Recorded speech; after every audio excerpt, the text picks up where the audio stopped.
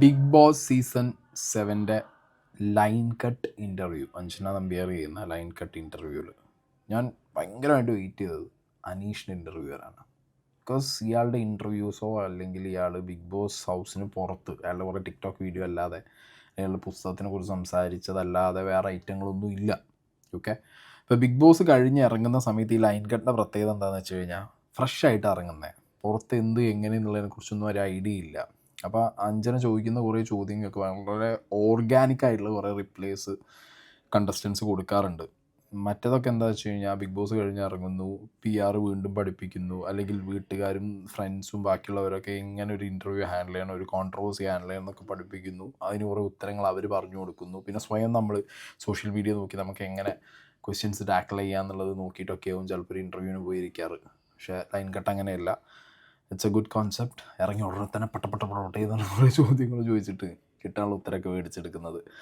So അനീഷിൻ്റെ ആ ഒരു interview വന്നിട്ടുണ്ടായിരുന്നു. കോമണർ ടു കൾട്ട് എന്ന് ചോദിച്ചു കഴിഞ്ഞാൽ not like Robin, not like Rajith Kumar, not like അഖിൽമാരെ ഞാൻ കൾട്ട് എന്ന് പറയില്ല, ബട്ട് ബാക്കി രണ്ടുപേരും കൾട്ടാണ്.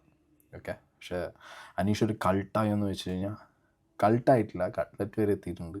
കൾട്ടാവാൻ ഇയാളിനി മുന്നോട്ട് എന്ത് ചെയ്യണമെന്നുള്ളത് നോക്കി അങ്ങനെ നമ്മൾ ഒബ്സർവ് ചെയ്തെടുക്കേണ്ടി വരും. ഓക്കെ, അപ്പോൾ എന്താണെങ്കിൽ നമുക്ക് ആ ഇൻ്റർവ്യൂവിൻ്റെ കുറച്ച് മേജർ പോർഷൻസ് ഒന്ന് പോയി നോക്കാം.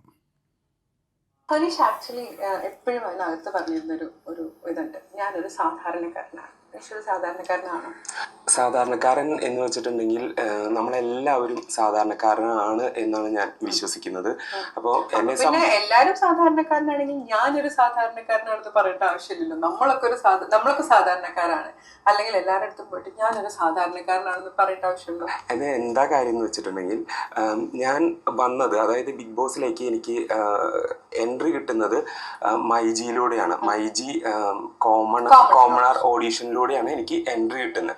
അപ്പോൾ ഒരു കോമണറായിട്ട് അങ്ങനെ ഒരു പെർസ്പെക്റ്റീവിലൂടെയാണ് ഞാനത് പറഞ്ഞിട്ടുള്ളത്. പക്ഷെ സാധാരണക്കാരൻ എന്ന് പറയുമ്പോൾ അവിടെ ഉള്ള എല്ലാവരും സാധാരണക്കാരായിരുന്നു.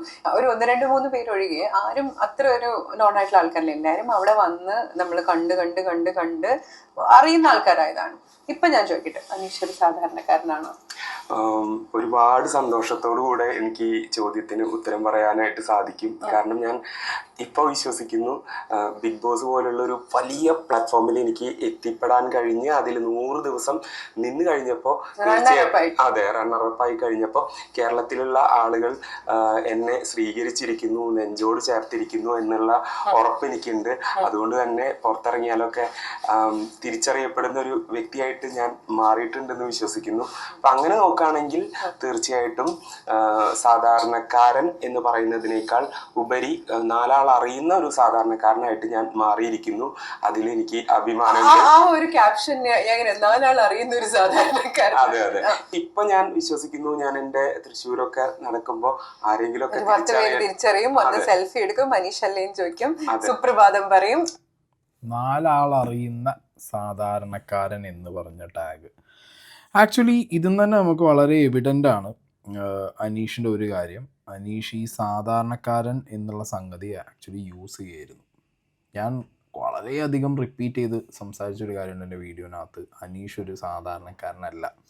മൈജിയുടെ സാധാരണക്കാരൻ കോൺടെസ്റ്റിൽ വന്നതുകൊണ്ട് ആ സാധാരണക്കാരൻ എന്നുള്ള സംഗതി പൊക്കിപ്പിടിച്ച് അല്ലെങ്കിൽ അത് കൂടുതൽ ക്യാഷ് ഇൻ ചെയ്യുന്നത് അതൊരു മോശം കാര്യമൊന്നുമല്ല കേട്ടോ, ഒരു പക്ക സ്ട്രാറ്റജിയാണ്. അത് നന്നായിട്ട് അനീഷ് യൂസ് ചെയ്യുകയും ചെയ്തിട്ടുണ്ട്. ആ വികാരം ഒരുപാട് ആളുകളിലേക്ക് എത്തിക്കാൻ അനീഷിനെ കൊണ്ടും അനീഷിൻ്റെ PR കൊണ്ടും ഒക്കെ സാധിച്ചിട്ടുമുണ്ട്. അതുകൊണ്ട് തന്നെ ഭയങ്കര ഒരു ആക്സെപ്റ്റൻസി, ഇപ്പോൾ കപ്പടിച്ച അനുമോളേക്കാൾ കൂടുതൽ ആക്സെപ്റ്റൻസി, അല്ലെങ്കിൽ ഒരു പക്ഷേ കപ്പടിക്കാതെ തന്നെ കപ്പടിച്ചൊരു വിന്നറായ ഫീല് അനീഷിന് കിട്ടുന്നുണ്ടാവും ഇപ്പോൾ. പക്ഷേ ഞാൻ വീണ്ടും പറയുന്നു, അനീഷ് ഒരു സാധാരണക്കാരൻ എന്നുള്ള സംഗതി ഭയങ്കരമായിട്ട് എടുത്തു പൊക്കി. അതൊരു ഓർഗാനിക് സാധനമായിരുന്നില്ല. അനീഷ് ഓർഗാനിക്കായിട്ട് ചെയ്ത കുറേ സംഗതികളുണ്ട്. ഓക്കെ, ബൈ ഡിഫോൾട്ട് അയാളുടെ ലൈഫ് സ്റ്റൈൽ, അയാളുടെ പേഴ്സണാലിറ്റി ഒക്കെ വെച്ചിട്ട് ഭയങ്കര ഓർഗാനിക്കായിട്ട് ബിഗ് ബോസിൽ വന്നു പോയ അല്ലെങ്കിൽ അയാൾ ചെയ്തു പോയ കുറേ കാര്യങ്ങളുണ്ട്. അത് എനിക്ക് ഭയങ്കര ഇഷ്ടമാണ്. പക്ഷേ ഇങ്ങനത്തെ എന്താ പറയുക ഡ്രാമ അല്ലെങ്കിൽ ഇങ്ങനത്തെ കൈൻഡ് ഓഫ് സ്ട്രാറ്റജീസ് അത് ചില സമയങ്ങളിൽ ഭയങ്കര മുഴച്ച് നിന്നിട്ടുണ്ടായിരുന്നു അനീഷിൻ്റെ കാര്യത്തിൽ. അതുകൊണ്ട് തന്നെ ആ മുഴച്ച് നിന്ന കാര്യങ്ങളിലൊക്കെ ഭയങ്കരമായിട്ടുള്ള ചോദ്യങ്ങൾ വന്നിട്ടുണ്ടായിരുന്നു. ഒരുപാട് പേര് കുറേ ചോദ്യം, ഇവൻ എന്ത് ഈ പറയുന്നത്, എങ്ങനെയാണ് ഇവൻ കോമൺ? കാരണം നിങ്ങൾ ആലോചിച്ചോ, പലരോടും പോയിട്ട് ഇയാൾ നിങ്ങളൊരു ആർട്ടിസ്റ്റ് അല്ലേ, അങ്ങനെ ഇങ്ങനെ എന്നൊക്കെ പറഞ്ഞ് ഹിറ്റ് ചെയ്യുന്ന സമയത്തും അല്ലെങ്കിൽ ഒരു 5 കോമണേഴ്സിനെ കൊണ്ടുവരണം ബിഗ് ബോസ്, അതൊക്കെ എന്താ അറിയോ, ഞാൻ വന്നതാകെ ഒരു കോമണർ കാർഡായിട്ടാണ്. അപ്പം ഞാൻ ആ കോമണർ കാർഡ് ഇവിടെ ഇറക്കിയേ പറ്റൂ. ഓക്കെ, ആ കോമണർ കാർഡ് ഇറക്കുന്നതിൽ എനിക്ക് എന്ത് കിട്ടും, കുറേ അധികം ഒരു സെൻറ്റിമെൻറ്റ്സ് പ്ലസ് കുറേ അധികം സപ്പോർട്ട് കിട്ടുന്നൊക്കെ ഉള്ളത് അറിയുന്നത്. കാരണം ഈ ഷോ കാണുന്ന മോസ്റ്റ് മെജോറിറ്റി കോമണേഴ്സാണ്. സോ ഞങ്ങളിൽ ഒരാൾ എന്നുള്ളൊരു ഫീലിംഗ് അവർക്ക് തോന്നും. അതെനിക്ക് ഉണ്ടാക്കാൻ പറ്റണം. സംഗതി ഇങ്ങേര് ഇതിനു വേണ്ടി ലീവ് എടുത്ത് സാധനം പ്രിപ്പയർ ചെയ്തു എന്നുള്ളത് ഇയാൾ തന്നെ ഇതിൽ പറയുന്നുണ്ട്. ഓക്കെ, പക്ഷെ ചില സമയത്ത് മൂപ്പര് തന്നെ പനിമോള് പറഞ്ഞ പോലെ ഇല്ല എനിക്കങ്ങനെ പ്രത്യേകിച്ച് ഒരു സ്ട്രാറ്റജി ഇല്ല എന്നും പറയുന്നുണ്ട്. പക്ഷെ അത് നമുക്കൊരിക്കലും ആക്സെപ്റ്റബിൾ അല്ല. കാരണം ബിഗ് ബോസിൽ പോകുന്ന ഓരോരുത്തർക്കും അവരുടേതായിട്ടുള്ള മോട്ടീവ് ഉണ്ട്, അവരുടേതായിട്ടുള്ള ലക്ഷ്യങ്ങളുണ്ട്, സ്ട്രാറ്റജീസ് ഉണ്ട്, എല്ലാം ഉണ്ട്. ഓക്കെ, അപ്പോൾ അത് കംപ്ലീറ്റ്ലി അതൊന്നും ഇല്ല, ഞാനത് പോയി എന്നൊന്നും ആർക്കും പറയാൻ പറ്റില്ല. എന്താണെങ്കിലും കോമണർ കാർഡ് അനീഷിൻ്റെത് ഒരു വഴിക്ക് കീറിയിട്ടാണ് ലൈൻ കട്ട് തുടങ്ങിയിട്ടുള്ളത്. അടുത്ത കേൾക്കാം. പ്രിപ്പയർ ചെയ്തു എന്ന് പറയുന്നതിനേക്കാൾ ഉപരി ഞാൻ എല്ലാ സീസണും കണ്ടിട്ടുണ്ട് എന്നുള്ള വാക്കാണ് ശരിയായിട്ടുള്ളത്. അപ്പം നമ്മൾ കാണുന്നു, കണ്ടു കഴിഞ്ഞ് കേരളത്തിലുള്ള ബിഗ് ബോസ് ഫാൻ, ഏതൊരു ബിഗ് ബോസ് ഫാനിനെ പോലെയും ഞാനത് കാണുന്നു, ഹൃദയത്തിൽ കൊണ്ടു നടക്കുന്നു. അപ്പൊ അതായിരുന്നു യഥാർത്ഥത്തിൽ എൻ്റെ പ്രിപ്പറേഷൻ. ഞാനാണ് ആ ഒരു സ്ഥാനത്തെങ്കിൽ ഞാൻ എങ്ങനെ റിയാക്ട് ചെയ്യും എന്നൊക്കെ ആ സമയത്ത് ചിന്തിച്ചിരുന്നു. ചിലപ്പോൾ അതുകൊണ്ടൊക്കെ ആയിരിക്കാം ഈ ബിഗ് ബോസ് യാത്ര എനിക്ക് വളരെ എളുപ്പമായത്. ഇത് തന്നെയാണ് പ്രിപ്പറേഷൻ എന്ന് പറയുന്നത്. ബിഗ് ബോസ് വീടിനകത്ത് അനീഷ് പങ്കെടുത്ത ഈ സീസൺ 7 പല കണ്ടസ്റ്റൻസും ബിഗ് ബോസ് ഷോ ജസ്റ്റ് റീലിലോ അല്ലെങ്കിൽ 1-2 സീസൺ മാത്രം കണ്ടുവന്ന കണ്ടസ്റ്റൻസ് ആണ്. അവിടെയാണ് അനീഷിനൊരു അപ്പർ ഹാൻഡ് കിട്ടുന്നത്. കാരണം അനീഷ് ഈ സീസൺ വരുന്നതിന് മുമ്പ് തന്നെയുള്ള അപ്രോച്ച് ഇപ്പോൾ ഇതിൽ വിളിച്ചു പറഞ്ഞു. എല്ലാ ലാംഗ്വേജിലുള്ള ബിഗ് ബോസ് അതിൻ്റെ എല്ലാ എപ്പിസോഡ്സും ഒക്കെ കണ്ട് വർഷങ്ങളോളം എടുത്ത് പ്രിപ്പയർ ചെയ്ത് പിന്നെ ഓഡീഷൻസ് കൊടുത്ത് അപ്പോൾ അതിനൊരു പ്രിപ്പറേഷൻ ഭയങ്കര സ്ട്രോങ് ആയിട്ടുണ്ടായിരുന്നു അനീഷിന്. ആ പ്രിപ്പറേഷനിലൂടെ വന്നപ്പോൾ അനീഷ് നേരെ ഇതിന് മുന്നത്തെ സീസൺ 6 ഓഡീഷൻ കൊടുക്കുന്നു. അപ്പം അന്ന് കിട്ടിയില്ല. എഗെയിൻ സീസൺ 7 ഓഡീഷൻ കൊടുക്കുന്നു. അതൊരു കോമണർ ടാഗിലാണ് കിട്ടുന്നത്. സോ ഡെഫിനറ്റ്ലി അനീഷ് ആ വീടിനകത്ത് പറഞ്ഞ പോലെ എന്നെ ഒരു 2-3 ദിവസം മുന്നേ വിളിച്ചപ്പോൾ ഞാൻ അങ്ങോട്ടൊരു പ്രിപ്പറേഷനും ഇല്ലാതെ കയറി വന്നു എന്നുള്ളതൊക്കെ തവിട് കൂടിയായിട്ട് പൊളിഞ്ഞ് വീഴുന്ന വാദങ്ങളാണ് ഈ ലൈൻ കട്ടിൽ നമ്മളിപ്പോൾ കേട്ടത്.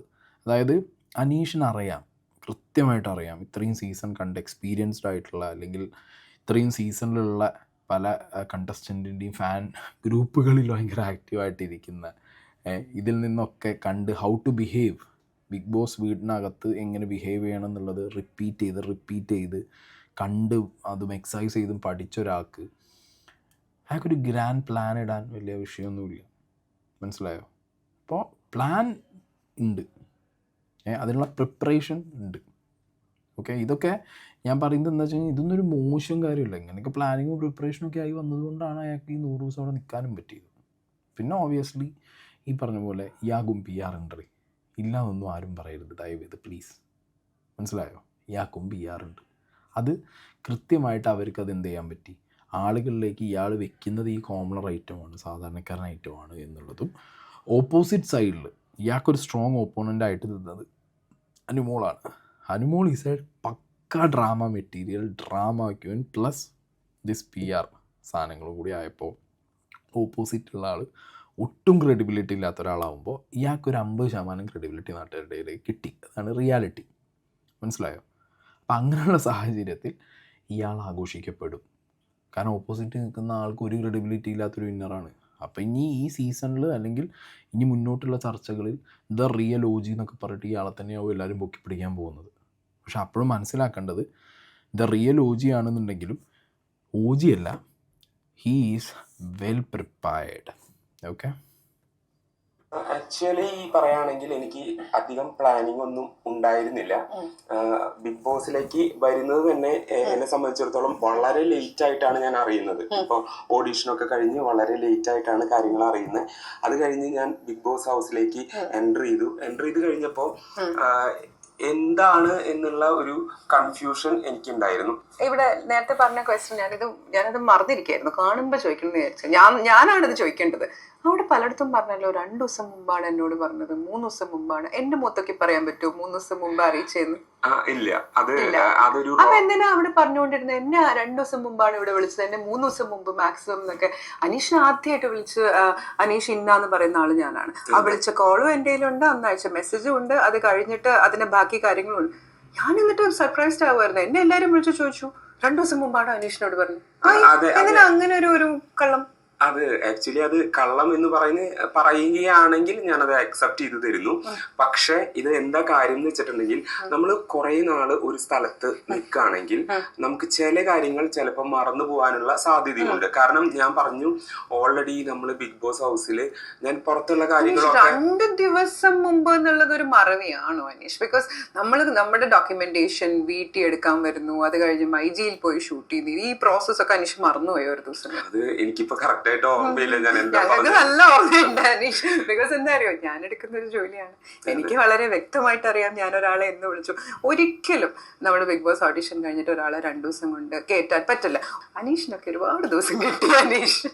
ഓക്കെ, അത് ഒന്നും പറയല്ല, അണ്ണാക്കിൽ പിരിവെട്ടിയിട്ടുള്ള ഇരുത്താണ് അനീഷ് ഇരുന്ന് പോയത്. കാരണം അതിനകത്ത് ഇത് കുറേ എടുത്തിട്ട് അടിച്ചതാണ് അനീഷ് ചെയ്ത്. എനിക്കധികം സമയം കിട്ടിയിട്ടില്ല. PR എന്ത് PR? എനിക്ക് സമയം കിട്ടിയാലേ പ്രിപ്പയർ ചെയ്യാൻ പറ്റും. എന്നെ വിളിച്ചത് വെറും 2 ദിവസം കൊണ്ടാണ്. അന്നേ നമ്മൾ പറഞ്ഞിട്ടുണ്ട്. ലാലേട്ടൻ ആ വീക്കെൻഡിൽ വന്ന് ചോദിച്ചിട്ടുണ്ടായിരുന്നു, വേണമെങ്കിൽ ഞാൻ പ്രൂഫ് കാണിച്ചു തരാം അനീഷ് എന്നുള്ളത്. മറവിയ പല കാര്യങ്ങളും നമ്മൾ ബിഗ് ബോസ് വീട്ടിനകത്ത് പോകുമ്പോൾ നമ്മൾ മറക്കും. പല ഫേസുകൾ മറക്കും, പല ഇൻസിഡൻസ് മറക്കും. നമ്മൾ പഠിച്ച പുസ്തകത്തിൽ നമ്മൾ പഠിച്ച കാര്യങ്ങൾ വരെ നമ്മൾ മറക്കും. മനസ്സിലായി? അതൊക്കെ ഉണ്ട്, ഇല്ലയെന്ന് ഞാൻ പറയുന്നില്ല. പക്ഷെ ബിഗ് ബോസ് വീട്ടിനകത്തേക്ക് കയറുമ്പോൾ നമുക്ക് എപ്പോൾ കോള് വന്നത് പോട്ടറി കറക്റ്റ് 2 ദിവസം മുമ്പാണ് വിളിച്ചതെന്നുള്ളത് എടുത്ത് പറയാൻ പറ്റുന്നുണ്ടെങ്കിൽ, അഞ്ജന പറഞ്ഞ പോലെ അതെങ്ങനെ മറക്കും എന്നുള്ളൊരു ചോദ്യമുണ്ട്. നമുക്ക് എന്ന് കോള് വന്നു, നമ്മൾ എത്ര ദിവസം ഇതിനു വേണ്ടി പ്രിപ്പയർ ചെയ്തു, അത് മറക്കാൻ വളരെ പാടാണ്. അങ്ങനെ ഒരു മറവി സംഭവിച്ചിട്ടുണ്ടെന്നുണ്ടെങ്കിൽ അനീഷിന് പല കാര്യങ്ങളിലും അവിടെ മറവി സംഭവിക്കണമായിരുന്നു. അതൊന്നും മറവി സംഭവിച്ചിട്ടുമില്ല. ഞാൻ പറഞ്ഞു, മറവി സംഭവിക്കും ഇല്ല എന്ന് പറയുന്നില്ല. അപ്പോൾ അതും ഗെയിമാണ് അനീഷിൻ്റെ. കാരണം ആ PR അല്ലെങ്കിൽ ഷാനവാസിൻ്റെ കുറച്ച് ചോദ്യങ്ങൾ, അങ്ങനത്തെ കുറേ ഐറ്റങ്ങളിൽ നിന്ന് രക്ഷപ്പെട്ട് മാറിപ്പോകണം, ബാക്കി കണ്ടസ്റ്റൻസിൻ്റെ മുന്നിൽ പിടിച്ച് നിൽക്കണം. അതിനുവേണ്ടി അനീഷ് ഉപയോഗിച്ച കുറേ കള്ളത്തരങ്ങളാണത്. ഓക്കെ, അതാണ് ഒരു ഉത്തരവില്ലാതെ അഞ്ജനയുടെ മുന്നിൽ. കാരണം അഞ്ജനയുടെ മുന്നിൽ ഒന്നും പറയാൻ പറ്റില്ല. ഇൻ്റർവ്യൂ എടുത്ത സമയത്ത് അഞ്ജന ഉണ്ടായിരുന്നു ആ ടീമിൽ. അപ്പോൾ ഡെഫിനറ്റ്ലി എന്താണ് അനീഷ് പറഞ്ഞതെന്നുള്ളതും അനീഷിന് എന്നാണ് ഇവർ ഈ പറഞ്ഞ ഓക്കെ അടിച്ചതെന്നുള്ളതൊക്കെ വളരെ കൃത്യമായിട്ട് അറിയുന്ന ഒരാളോട് പോയിട്ട് തോന്നാൻ പറയാൻ പറ്റുമോ? ഇല്ല. പക്ഷെ ഇത് ഇൻ്റർവ്യൂവിൽ മൂപ്പരായിട്ട് പറഞ്ഞു തുടങ്ങും ചെയ്തു. അത് ഇങ്ങനെ കയറി പിടിക്കുന്നുള്ളത് ഇയാൾ വിചാരിച്ചതുമില്ല. അങ്ങനെ പിരിവെട്ടിയിരിക്കുന്ന ഒരവസ്ഥയാണ് ഇപ്പോൾ അനീഷ് നമ്മൾ കണ്ടത്. ഇതൊക്കെ നമ്മൾ ഞാൻ ആക്ച്വലി അനീഷ് പുറത്തിറങ്ങുമ്പോൾ ഇവരിത് ചോദിക്കുന്നുള്ള കാര്യമാണ്. അതുകൊണ്ടാണ് ഞാൻ ഇൻ്റർവ്യൂവിന് വെയിറ്റ് ചെയ്തത്. അപ്പോൾ എന്തായിരിക്കും അനീഷിൻ്റെ റെസ്പോൺസ് എന്നുള്ളത് നമുക്ക് അറിയണമല്ലോ. ഇന്നലെ നിങ്ങൾ നോക്കിയാൽ മതി, മീഡിയക്കാരൊക്കെ ഒരുപാട് കാര്യങ്ങൾ അനീഷിനോട് ചോദിക്കുമ്പോൾ അനീഷ് സൈലൻ്റാണ്. സുപ്രഭാതം എന്നുള്ള സംഗതി ഇങ്ങനെ വെറുതെ അത് ഹിറ്റായ സാധനം എന്നുള്ള പതിവ് പറയാറുണ്ട്, ഈ ജനങ്ങളോട് നന്ദി എന്ന് പറയുന്നുണ്ട്. പിന്നെയുള്ള ഒരു ഫ്രെയിമിൽ ഈ ചങ്ങായി മിണ്ടിയിട്ടില്ല മീഡിയക്കാരോട്. മനസ്സിലായോ?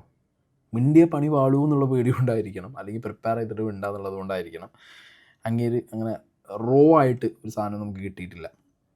ഇപ്പം ഇതാണ് ആകെ കിട്ടിയത്. ഇതിൽ തന്നെ ഇപ്പോൾ പറഞ്ഞില്ലേ, കുറേ സാധനങ്ങൾ പൊളിഞ്ഞു വീഴുന്നുണ്ട് ഈ ഒരു പെർട്ടിക്കുലർ ഇൻ്റർവ്യൂവിനകത്ത്. അടുത്ത കാണാം. അനുമോള് കയറി വന്നപ്പോ ചോദിച്ചില്ലേ ആരാന്ന് മനസ്സിലായില്ല? ശരിക്കും അനുമോളെ അതിന് മുമ്പ് കണ്ടിട്ടുണ്ടായിരുന്നു? അതോ കലയാക്കിയതാണ്? സത്യം പറ. ആക്ച്വലി അനുമോള് കുറച്ചും കൂടെ ഇപ്പൊ ഒരു എന്താ പറയുക മേക്കപ്പ് ലുക്കിലായിരുന്നു. അപ്പൊ നമുക്ക് പെട്ടെന്ന് എനിക്കിങ്ങനെ ഞാൻ ഒരുപാട് അഗെയിൻ ഞാൻ ആ വാക്ക് ഉപയോഗിക്കുകയാണ്, സെലിബ്രിറ്റി എന്ന് പറയുന്നത്. ഒരു ഫെയിമിൽ തിളങ്ങി നിൽക്കുന്ന ആളുകളെയൊക്കെ നമ്മൾ നേരിട്ട് കാണുമ്പോൾ ചിലപ്പോൾ കുറച്ച് വ്യത്യസ്തരാണ്.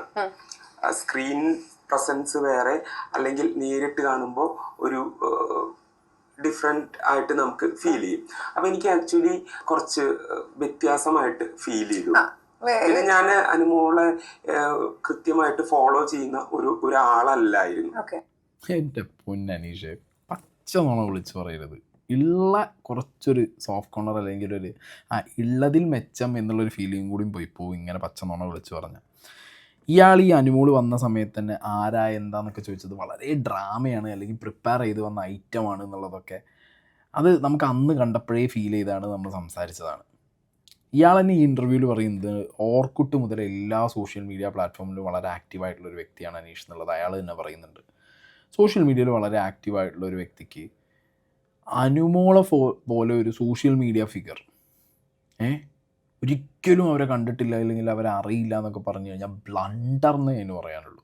പിന്നെ അത് മാത്രമല്ല, അനീഷിന് ഈ പറഞ്ഞ കോമണർ ഓഡീഷനൊക്കെ കഴിഞ്ഞ് അനീഷ് ബിഗ് ബോസിൽ സെലക്ട് ആയി എന്ന് അറിഞ്ഞതിന് ശേഷം അനീഷ് എന്താണെങ്കിലും ഒരു റഫായിട്ട് ഇതിൻ്റെ പ്രഡിക്ഷൻ ലിസ്റ്റിലൂടെയൊക്കെ ഒന്ന് പോയി നോക്കി കാണും.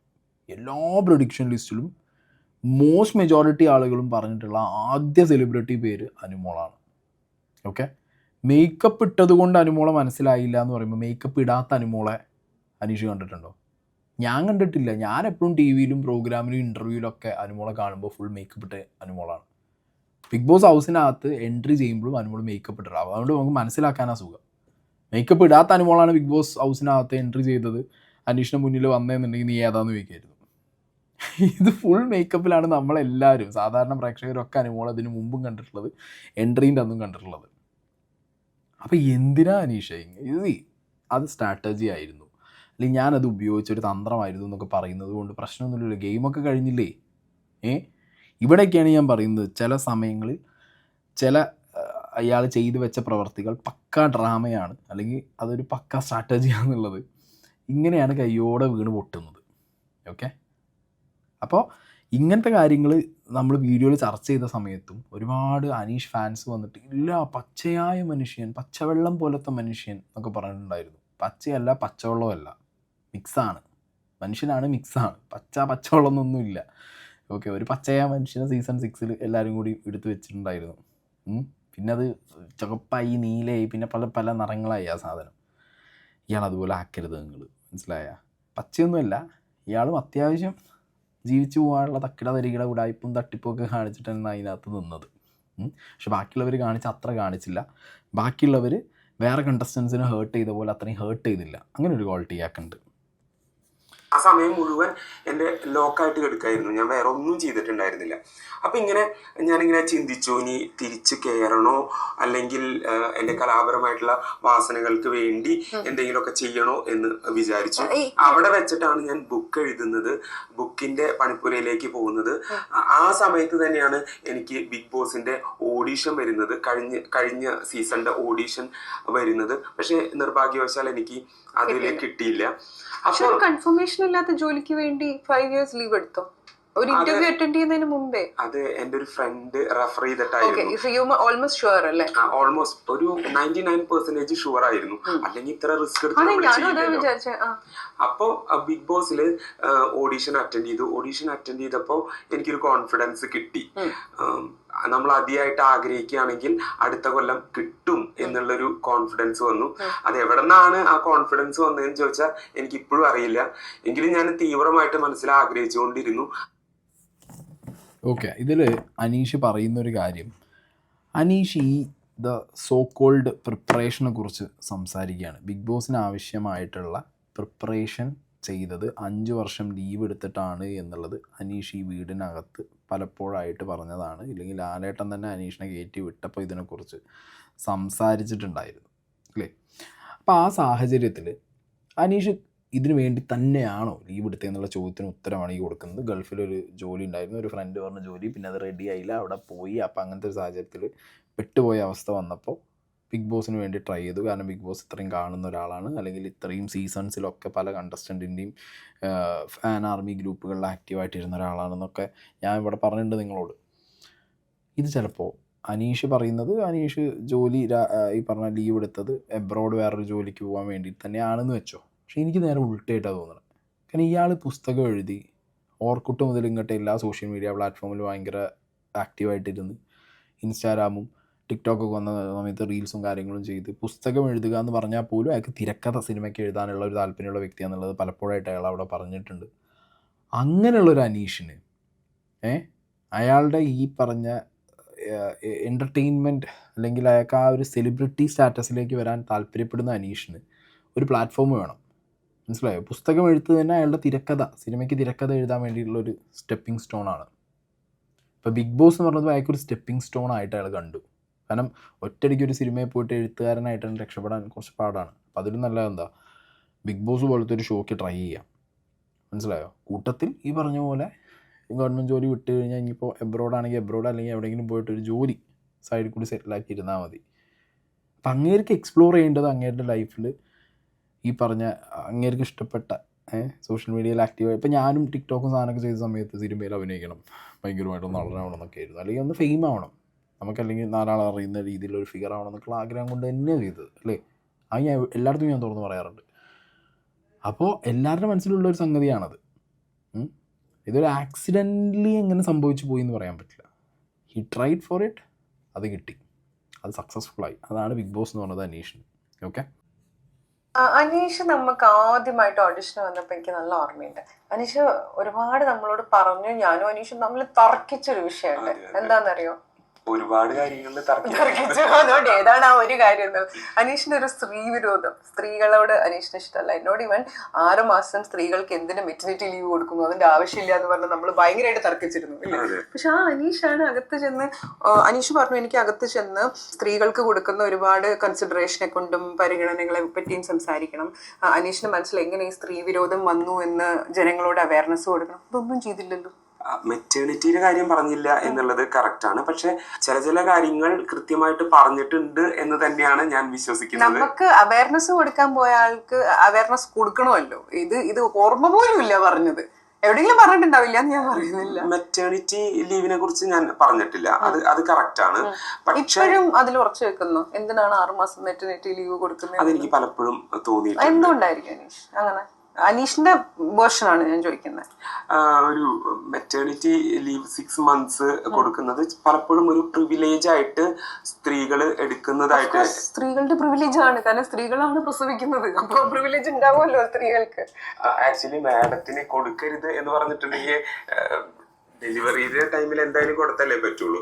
ഞാൻ ഉദ്ദേശിച്ചത് എന്താണെന്ന് വെച്ചിട്ടുണ്ടെങ്കിൽ ഈ 6 മാസം എന്നുള്ളത് അത്ര കൊടുക്കുന്നുണ്ടെങ്കിൽ പുരുഷന്മാർക്കും എന്തായാലും അങ്ങനെയല്ല. നമ്മുടെ ഇത് പോയിന്റ് കറക്റ്റ്. പുരുഷന്മാർക്ക് കൊടുക്കരുത് എന്ന് ഞാൻ ഒരു സ്ഥലത്തും പറഞ്ഞില്ല. പക്ഷെ സ്ത്രീക്ക് കൊടുക്കുന്നത് അവർക്ക് കിട്ടുന്ന ഒരു അൺവാണ്ടഡ് പ്രിവിലേജ് ആണെന്നാണ് അനീഷ് പറയുന്നത്. പെണ്ണുങ്ങൾക്ക് 6 കൊടുത്തിട്ട് ആണുങ്ങൾക്ക് ബാക്കി 1 കൊല്ലം കൊടുക്കൂ, അതൊന്നും നമുക്ക് ഒരു കുഴപ്പമില്ല. അത് പ്രിവിലേജ് ആണെന്നോ അല്ലാന്നോ നമ്മൾ ആരും തർക്കിക്കുന്നില്ല അനീഷ്. ഞാൻ ഇതൊന്നും അല്ല ചോദിച്ചു വന്നത്. Let's ignore the point. ഞാൻ ചോദിച്ചു വന്നത് അങ്ങനെ സ്ത്രീ വിരോധം പറഞ്ഞിരുന്ന അനീഷാണ് പോയി പ്രപ്പോസ് ചെയ്തത്. അതിനെ പറ്റിയിട്ടാണ് ഞാൻ ചോദിക്കുന്നത്. എങ്ങനെയാണ് ഇങ്ങനെ സ്ത്രീകളോട് ഇത്രയും ഇഷ്ടമല്ലാത്ത അനീഷ് ഈ ഒരു അവസ്ഥയിലേക്ക് വന്നത്? സ്ത്രീ വിരോധം എന്നൊക്കെ പറയുന്നത് ഇയാളുടെ വെറും ഡ്രാമയാണെന്നുള്ളത് ഇപ്പോൾ മനസ്സിലായില്ലേ? ആള് ഇൻ്റർവ്യൂവിന് പോയ സമയത്ത്, ബിഗ് ബോസ് ഇൻ്റർവ്യൂവിന് ഞാനിപ്പോൾ 3 വർഷം അല്ലെങ്കിൽ 2 വർഷത്തിന് വേണ്ടി ട്രൈ ചെയ്തൊരു മനുഷ്യനാണ്. അതിൽ തന്നെ 2 വർഷം നന്നായിട്ട് ട്രൈ ചെയ്തൊരാളാണ്. അപ്പം നമ്മൾ ഒരു ഇൻ്റർവ്യൂ ടാക്കിൾ ചെയ്യുന്ന സമയത്ത്, നമ്മൾ ഒരു ഇൻ്റർവ്യൂവിന് ബിഗ് ബോസിന് പോയിരിക്കുന്ന സമയത്ത് നമ്മൾ നന്നായിട്ട് എന്ത് ചെയ്യുന്നറിയോ, കുറേ നുണകൾ പറയും. അല്ലെങ്കിൽ നമ്മൾ ഭയങ്കരമായിട്ട് അവരെ കൺവിൻസ് ചെയ്യാൻ വേണ്ടിയിട്ട്, നമ്മൾ ബാക്കിയുള്ളവരിൽ നിന്ന് ഭയങ്കര ഡിഫറെൻ്റാണെന്നുള്ളത് കാണിക്കാൻ വേണ്ടിയിട്ട് ഓരോ കണ്ടസ്റ്റൻസും അവിടെ പോയിരുന്നിട്ട് കുറേ സാധനങ്ങൾ തള്ളും. ഞാനും അത് തള്ളിയിട്ടുള്ളൊരു മനുഷ്യനാണ്. മനസ്സിലായോ? എൻ്റെ ലാസ്റ്റ് ഇൻ്റർവ്യൂ കഴിഞ്ഞപ്പോൾ എനിക്ക് ഇപ്പോഴും ഓർമ്മയുണ്ട്, എന്നോട് കിഷൻ സാർ ചോദിച്ചൊരു ചോദ്യമുണ്ട്. ആടാ സായി, ഇപ്പോഴാണ് നീ ഓർഗാനിക്കായിട്ട് വന്നിരിക്കുന്നത്, ഇതുവരെ നീ ഇൻ്റർവ്യൂ തന്ന സമയത്ത് നീ എന്തൊക്കെയാണ് പറഞ്ഞു കൂട്ടിയെന്ന് എനിക്കൊരു ഐഡിയ ഉണ്ടോ എന്ന് ചോദിച്ചു. മനസ്സിലായി? Now you seems to be real. അങ്ങനെയാണ് എനിക്ക് കിട്ടുന്നത്. ഇവിടെ എനിക്ക് തോന്നുന്നത് അനീഷ് ഈ സ്ത്രീ വിരുദ്ധത എന്ന് പറഞ്ഞ കാർഡൊക്കെ കൊണ്ടുപോയി ഇടുന്നത് തന്നെ ഇവരുടെ മുന്നിൽ സ്ത്രീ വിരോധിയായിട്ടുള്ള ഒരാളാണ് ഇൻ്റർവ്യൂവിൽ വന്നിട്ടുള്ളത്. ഇയാൾ ഇത്ര വാദിക്കുന്നുണ്ട്, തർക്കിക്കുന്നുണ്ട്. ആക്ച്വലി ഇൻ്റർവ്യൂ എടുത്ത അഞ്ജനയെ പോലും പറ്റിച്ച പോലെ ആയിപ്പോയില്ല ഇപ്പോൾ. കാരണം ഞാൻ എവിടെ അയാൾ വീടിനകത്ത് സ്ത്രീ വിരോധത എടുത്ത് പൊക്കിപ്പിടിച്ച് അതിനുവേണ്ടി സംസാരിച്ചതോ അല്ലെങ്കിൽ അതിനുവേണ്ടി നിന്നതായിട്ടോ ഞാൻ കണ്ടിട്ടില്ല. ഇപ്പോൾ അഭിഷേക് ഞങ്ങളുടെ സീസണിൽ വന്ന സമയത്ത് 2 gender സ്ക്വാഡിന് വേണ്ടി ഭയങ്കരമായിട്ട് സംസാരിച്ചിട്ടുണ്ടായിരുന്നു, അതിനുവേണ്ടി അവൻ നിന്നിട്ടുണ്ടായിരുന്നു. പക്ഷെ ഒരു പരിധി കഴിഞ്ഞപ്പോഴത്തേക്ക് അവനെന്ത് ചെയ്തു, മെല്ലെ അത് സ്വിച്ച് ഓഫ് ആക്കി കളഞ്ഞു. പക്ഷേ എന്നാലും സംസാരിച്ചു. അതുപോലത്തെ ഒരു എന്താ പറയുക, ഒരു സംസാരം പോലും, അല്ലെങ്കിൽ എന്തിനു വേണ്ടി സ്റ്റാൻഡ് ചെയ്യുന്നു, അല്ലെങ്കിൽ അവയർനെസ് കൊടുക്കണം എന്നൊക്കെയാണ് പറയുന്നത് ഇയാൾ. മനസ്സിലായി? അപ്പോൾ ഇൻ്റർവ്യൂവിൻ്റെ സമയത്ത് ഈ സ്ത്രീകൾക്ക് മെറ്റേണിറ്റി ലീവ് കൊടുക്കുന്ന, അല്ലെങ്കിൽ 6 മാസം, എന്തൊക്കെ അതൊക്കെ പറഞ്ഞിരുന്നെങ്കിൽ പൊന്നാര അനീഷേ, എയർ എന്നല്ല, എയറിന് അപ്പുറം പോയിട്ട് ഈ ഫസ്റ്റ് റണ്ണറപ്പ് എന്നല്ല, ഈ വഴിക്ക് വരാത്ത അവസ്ഥയിൽ കാര്യങ്ങൾ മാറിയിട്ടുണ്ടാവും അനീഷിന്. ഇൻ്റർവ്യൂവിൽ ഈ സാധനം പറയുമ്പോൾ തന്നെ അനീഷിനൊന്ന് പറഞ്ഞുകൂടായിരുന്നു. ഇതൊക്കെ ലൈക്ക് ഞാനൊന്ന് ബിഗ് ബോസ് കിട്ടാൻ വേണ്ടി അന്ന് തള്ളി വിട്ടതാണ്, അത് പറയായിരുന്നു ബെറ്റർ. അല്ലാതെ ഇങ്ങനെ കിടന്ന് മെഴുകരുത് അനീഷ്, പ്ലീസ്. ഒരാൾക്ക് ഇപ്പോൾ കോമൺ സെൻസ് വെച്ച് ചിന്തിച്ചാൽ മതി. മെറ്റേണിറ്റി ലീവ് എന്തിനാണ് സ്ത്രീകൾക്ക് കൊടുക്കുന്നത്? അവരുടെ പ്രസവം കഴിഞ്ഞ് അവർക്ക് അവരുടെ ബോഡി ടേക്ക് കെയർ ചെയ്ത് അവരുടെ മെൻ്റലി അവർക്ക് കാര്യങ്ങളെല്ലാം സ്റ്റേബിളായി കുട്ടീനെ ഒരു ടൈം ഒരു ബ്രസ്റ്റ് ഫീഡ് ചെയ്യണം, അങ്ങനെ കുറേ പ്രൊസീജിയേഴ്സ് ഉണ്ട്. അത് തന്നെ ആഫ്റ്റർ ഡെലിവറി സ്ത്രീകൾ പോകുന്ന മെൻ്റൽ സിറ്റുവേഷൻസ് ഒക്കെ നമുക്കറിയാം. പോസ്റ്റ്മോർട്ടം ഡിപ്രഷൻ അടക്കം ഒരുപാട് പേര് സ്ട്രഗ്ലിംഗ് ആണ്. അപ്പോൾ അവർക്ക് അത് അത് അത് അവരുടെ പ്രിവിലേജ് തന്നെയാണ്.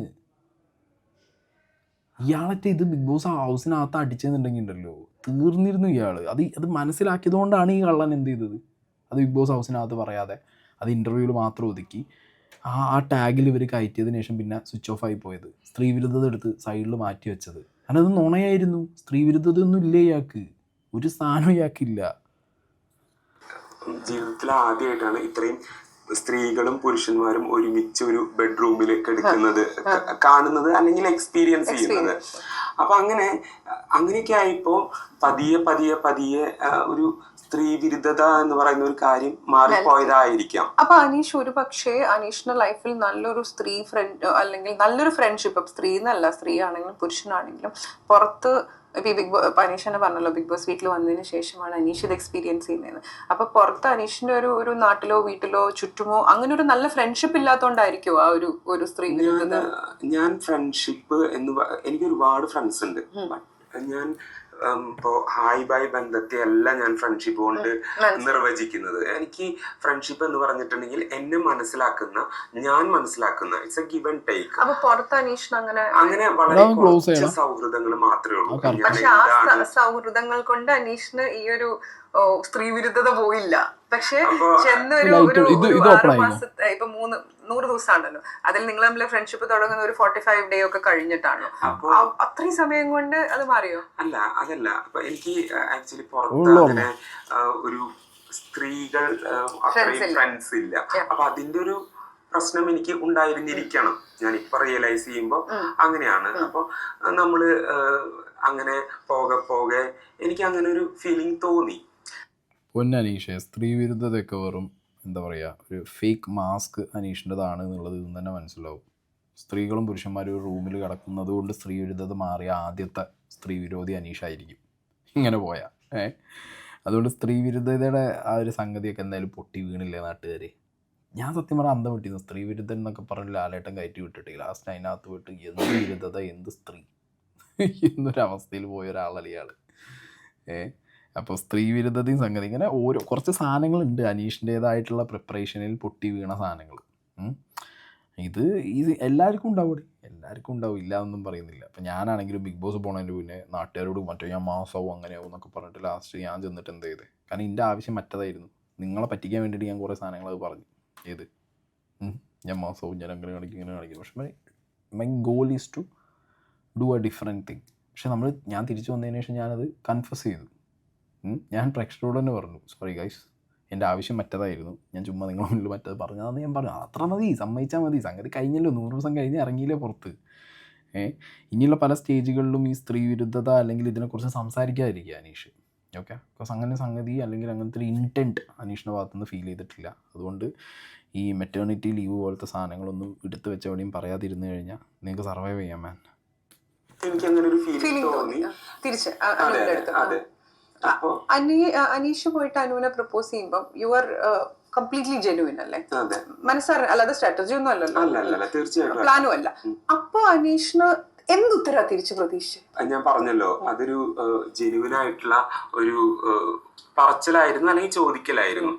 ഓക്കെ, ഞാനൊരു യെസ് കേൾക്കണം എന്ന് വിചാരിച്ചിട്ട് തന്നെയാണ്, കേൾക്കും എന്ന് വിചാരിച്ചിട്ട് തന്നെയാണ് പറഞ്ഞത്. ഒരാള് നോ പറഞ്ഞു കഴിഞ്ഞിട്ടുണ്ടെങ്കിൽ പിന്നെ അതില് ആ ഒരു കാര്യം അവിടെ തീർന്നു. പിന്നെ അത് ഇങ്ങനെ വലിച്ചു നീട്ടിക്കൊണ്ടു പോകേണ്ട ആവശ്യമുണ്ടെന്ന് എനിക്ക് തോന്നിയില്ല. ഓക്കെ, അപ്പോൾ ഇത് കൊള്ളാം അനീഷ് പറയുന്നത്.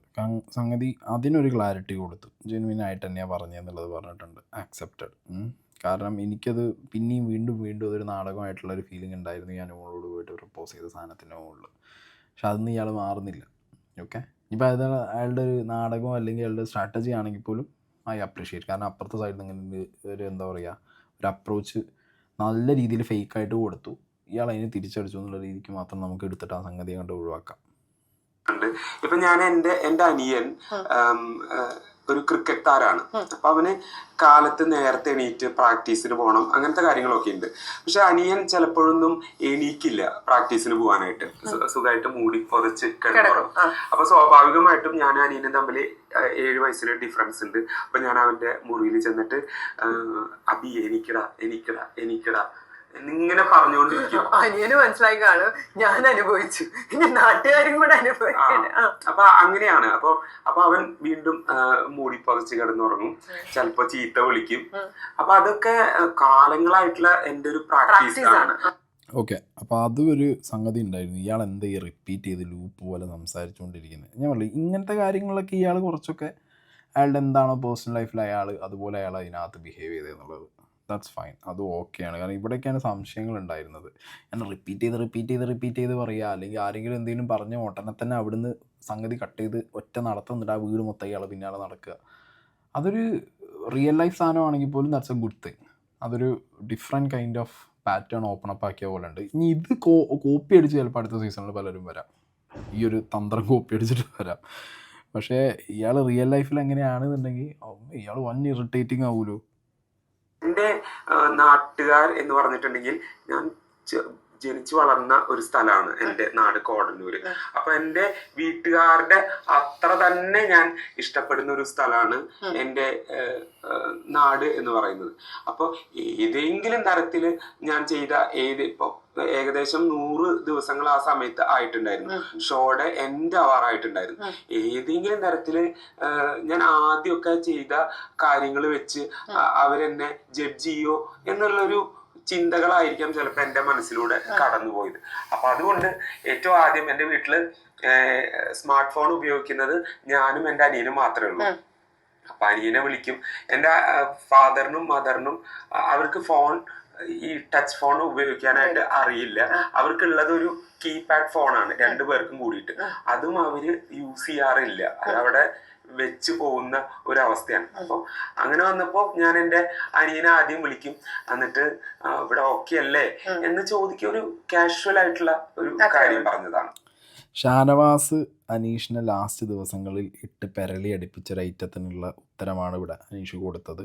അന്ന് തന്നെ നമ്മൾ ഡിസ്കസ് ചെയ്ത സമയത്ത് ഞാൻ പറഞ്ഞിട്ടുണ്ടായിരുന്നു, അനീഷ് നാട്ടിൽ ചിലപ്പോൾ ആക്ടിങ് ആയിരിക്കും, നാട്ടിലൊരു നല്ല കുട്ടി, അല്ലെങ്കിൽ കുടുംബക്കാരുടെ മുന്നിൽ ഗവൺമെൻറ് ജോലിയുള്ള, രാവിലെ എണീച്ച് വീട്ടിലെ കാര്യങ്ങളൊക്കെ ചെയ്യുന്ന, കൃഷി സ്ഥലത്ത് പോകുന്ന, അങ്ങനത്തെ ഒരു നല്ല മോനായിട്ട് ജീവിക്കുന്ന ഒരാളായിരിക്കും. റിയാലിറ്റിയിൽ അയാൾ ചിലപ്പോൾ എന്താണെന്നുള്ളത് അയാളുടെ എന്താ പറയുക, ഈവൻ പാരൻസിനോട് പോലും അല്ലെങ്കിൽ വീട്ടിനകത്ത് പോലും എക്സ്പ്രസ് ചെയ്യാത്തൊരു ഐറ്റമായിരിക്കും. അത് ബിഗ് ബോസ് ഹൗസിനകത്ത് വന്നിട്ട് എക്സ്പ്രസ് ചെയ്യുന്ന സമയത്ത് അത് നാട്ടുകാരെ ആക്സെപ്റ്റ് ചെയ്യുമോ എന്നുള്ള, അല്ലെങ്കിൽ നാട്ടുകാരുടെ മുന്നിൽ ഇത്ര കാലം ഞാൻ കൊണ്ടു നടന്നൊരു നന്മയിലുണ്ട് ഇമേജ് വീഴുമോ എന്നുള്ളൊരു പേടി കൊണ്ടായിരിക്കും അയാൾ എന്ത് ചെയ്തത്. വീട്ടിൽ വിളിച്ച് അത് വന്നുപോയി, വീട്ടിൽ വിളിച്ചിട്ട് ഫസ്റ്റ് എനിക്ക് നാട്ടിൽ വരാൻ പറ്റുമോ, കാരണം അവിടെ ചെയ്ത് വെച്ച ചില സാധനങ്ങളൊന്നും നാട്ടുകാർ ആക്സെപ്റ്റ് ചെയ്തില്ല, അല്ലെങ്കിൽ അതിൽ നാട്ടുകാർക്ക് ഭയങ്കരമായ ഡിഫറൻസ് തോന്നിക്കഴിഞ്ഞാൽ നാട്ടുകാർ ഓബിയസ്ലി തിരിച്ചടിക്കും. ഓക്കെ, പക്ഷേ അനീഷിൻ്റെ കേസിൽ അതൊന്നും ഉണ്ടായില്ല. ഒരു പരിധി വരെ അനീഷിന് അതൊക്കെ ഒന്ന് പിടിച്ചു വെച്ച് സംഗതിയാക്കാൻ പറ്റി എന്നുള്ളൊരു കാര്യം അനീഷിൻ്റെ സംഗതിയിലുണ്ട്. കാരണം കുറേ പേരൊക്കെ ഇപ്പോൾ ഈ പറഞ്ഞ പോലെ അനീഷിൻ്റെ നാട്ടിൽ നിന്ന് ആദ്യമൊക്കെ റീൽ വന്ന സമയത്ത് ഇവൻ ഇങ്ങനെ അല്ലല്ലോ എന്നൊക്കെ പറഞ്ഞ ആൾക്കാരൊക്കെ ഉണ്ടായിരുന്നു. പിന്നെ ആ ഭാഗത്തേക്കൊന്നും ആരും പോയിട്ടില്ല. അനുമോളുടെ ഒരു സൈഡ് എക്സ്പ്ലോർ ചെയ്ത പോലെ അനീഷിൻ്റെ ഒരു സൈഡ് ആരും എക്സ്പ്ലോർ ചെയ്തിട്ടില്ല. അനീഷിന് ആ ഒരു എന്താ പറയുക കോമണർ ടാഗിലൂടെ വന്ന ഒരാളായതുകൊണ്ട് തന്നെ ഐഡൻറ്റിറ്റി അല്ലെങ്കിൽ ബാക്കി സാധനങ്ങളൊക്കെ കുറച്ച് സീക്രട്ടായിട്ട് കീപ്പ് ചെയ്യാൻ പറ്റിയ അയാൾ റിലേറ്റഡ് പ്രൈവസി കുറച്ച് കൂടുതലുണ്ട്. അനുമോൾക്ക് അങ്ങനെ ആയിരുന്നില്ല. അനുമോൾക്ക് ഒട്ടും അനുമോൾ നല്ല കുറേ കണ്ടസ്റ്റൻസിനൊന്നും ഉണ്ടായിരുന്നില്ല. ബിഗ് ബോസ് പോകുമ്പോൾ തന്നെ ഏറ്റവും വലിയ പ്രശ്നം അതാണ്, നമുക്ക് നമ്മളുടെ എന്താ പറയുക പ്രൈവസി ഒട്ടും കീപ്പ് ചെയ്യാൻ പറ്റാത്തൊരവസ്ഥ വരും. ബിക്കോസ് കുറേ ചാനലുകാർ, കുറേ ഇൻ്റർവ്യൂ എടുക്കാൻ പോകുന്നവർ, അങ്ങനെ കുറേ ആൾക്കാരായിട്ട് എല്ലാവരും കൂടി ചാടി ഇറങ്ങി എന്ത് ചെയ്യും, നമ്മളെ പാസ്റ്റ്, നമ്മൾ ചെയ്തു വെച്ച പ്രവൃത്തികൾ, ഇങ്ങനെ ആകെ അനീഷിൻ്റെ കേസിൽ ആ ഡിവോഴ്സിൻ്റെ സാധനമാണ് വന്നത്. പക്ഷെ അതും സ്ട്രോങ് ആയിട്ടൊന്നും സ്റ്റാൻഡ് ചെയ്യാൻ മാത്രമുള്ള ഒരു ഐറ്റം ഒന്നും ആയിരുന്നില്ല. ഓക്കെ, അപ്പോൾ അതിൽ അനീഷ് ലക്കിയാണ്. ലാസ്റ്റ് ഒരു ചോദ്യം ചോദിക്കട്ടെ? ചോദിച്ചോളൂ. ശരിക്കും അനുമോളോട് ഇപ്പോഴും ഇഷ്ടമുണ്ടോ? അല്ല, ഇപ്പോ അങ്ങനൊരു കാര്യം ഇല്ല. കാരണം അത് കഴിഞ്ഞു. ഇനി അത് ഡ്രാഗ് ചെയ്ത് കൊണ്ടുപോകുന്നതിൽ ഒരു അർത്ഥമില്ല. ഇപ്പൊ അത് ഫുൾ സ്റ്റോപ്പ്. അതെ. ഈ പരിപാടിയുടെ പേരെന്താ? Line cut. കട്ട് ചെയ്തു അല്ല പിന്നെ. അപ്പോ ആ ഒരു കാര്യം കഴിഞ്ഞു. ഇപ്പോ ഹൗസിലുള്ള എല്ലാവരും എൻ്റെ സുഹൃത്തുക്കൾ. That's it. ഈ ഒരു പെർട്ടിക്കുലർ ഇൻ്റർവ്യൂ നിങ്ങൾ നോക്കിയാൽ മതി. അനീഷ് ഇതിലൊരു കണ്ടസ്റ്റൻറ്റിനെയോ ഒപ്പമുള്ളവരൊന്നും കുറ്റം പറഞ്ഞിട്ടില്ല. Okay, that's A good thing. കുറ്റം പറഞ്ഞിട്ടില്ല എന്ന് പറയുമ്പോൾ അയാൾ വേറൊരാൾ, അത് അഞ്ജനയ്ക്ക് ചോദിക്കാൻ പോലും ഈ ആകെയുള്ളത് അനുമോളുടെ കാര്യം മാത്രമായിരുന്നു. വേറെ ഒരാളുടെ കാര്യം അഞ്ജനയ്ക്ക് ചോദിക്കാനില്ല. പിന്നെ ആകെയുള്ളത് ഫ്രണ്ട്ഷിപ്പിനെ കുറിച്ച്, ഷാനവാസിൻ്റെ സ്കീം, ഈ 2 പേര് റിലേറ്റഡ് ആയിട്ട് എന്തെങ്കിലും ചോദിക്കാനുണ്ടായിട്ടുള്ളൂ.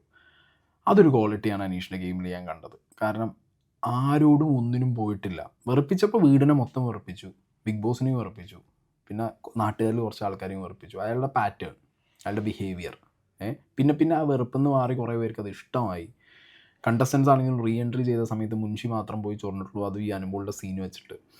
അല്ലാത്ത പക്ഷം ഇയാൾ ആരെയും ചൊറിയാത്തത് കൊണ്ടും പേഴ്സണലി ആരെയും ഹേർട്ട് ചെയ്യാത്തത് കൊണ്ടും ഒരു ചീഞ്ഞ കളി അനുമോള് കളിച്ച പോലെ കളിക്കാത്തത് കൊണ്ടും ഇയാൾക്ക് കുറച്ചും കൂടി സർവൈവ് ചെയ്യാൻ പറ്റും. പിന്നെ ഇയാളെ ഞാൻ പറഞ്ഞല്ലോ കുറച്ച് സാധനങ്ങളുണ്ട്, അതിപ്പോൾ ഇതിൽ പറഞ്ഞ പോലെ കോമണർ എൻട്രീൻ്റെ സമയത്ത് പറഞ്ഞത്, അങ്ങനത്തെ സാധനങ്ങളൊക്കെ അട്ടർ ഫേക്കും ഡ്രാമയായിരുന്നു സ്ട്രാറ്റജി ചെയ്യുന്നത് എന്നുള്ളത് അയാളുടെ വാക്കുകളിലൂടെ തന്നെ വ്യക്തമാണ്. പക്ഷെ അതൊന്നും ആരെയും ഹേർട്ട് ചെയ്യുന്ന സംഗതിയല്ല, അല്ലെങ്കിൽ അത് ചെയ്യാൻ പാടില്ല എന്നുമില്ല. അതൊക്കെ ആർക്കും വേണമെങ്കിലും അഡാപ്റ്റ് ചെയ്യാൻ പറ്റുന്ന ഒരു രീതി ആയതുകൊണ്ട് അയാൾ അഡാപ്റ്റ് ചെയ്തു എന്നുള്ളത് നമുക്ക് പറയാൻ പറ്റും. സോ ഈ സർവൈവൽ ഗെയിമിൽ ഇയാൾ എന്താ പറയുക, he's much better than the winner.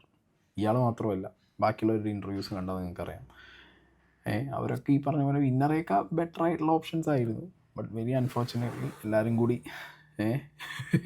എന്ന് പറയില്ല, ഊട്ട് മറയ്ക്കുന്ന പിആറിൻ്റെ പരിപാടിയെ ഈ 4 കട്ട് ചെയ്ത് വീഡിയോ ഇടുന്ന പരിപാടിയല്ല. അത് നിങ്ങൾ ആദ്യം മനസ്സിലാക്കുക.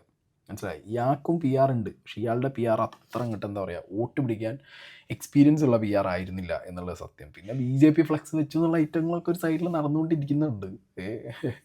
അതിലേക്കൊന്നും ഇനി കൂടുതലായിട്ട് പോകണ്ട, കാരണം ഷോ കഴിഞ്ഞല്ലോ. അതൊക്കെ ഷോവിൻ്റെ ആ ഒരു ഫിനാലെ ടൈമിൽ തൊപ്പി വന്ന് അനീഷിന് വോട്ട് പിടിച്ചു എന്ന് പറഞ്ഞ പോലെ BJP അനീഷിന് വോട്ട് പിടിച്ചു എന്നൊക്കെ അന്ന് ഡിസ്കസ് ചെയ്യേണ്ട സാധനങ്ങളായിരുന്നു. Now it's irrelevant. ഓക്കെ, അപ്പോൾ ഓക്കെ ഗൈസ്, ഈ ഒരു ഇൻ്റർവ്യൂവിന് ഞാൻ ഭയങ്കരമായിട്ട് കാത്തിരുന്നിട്ടുണ്ടായിരുന്നു.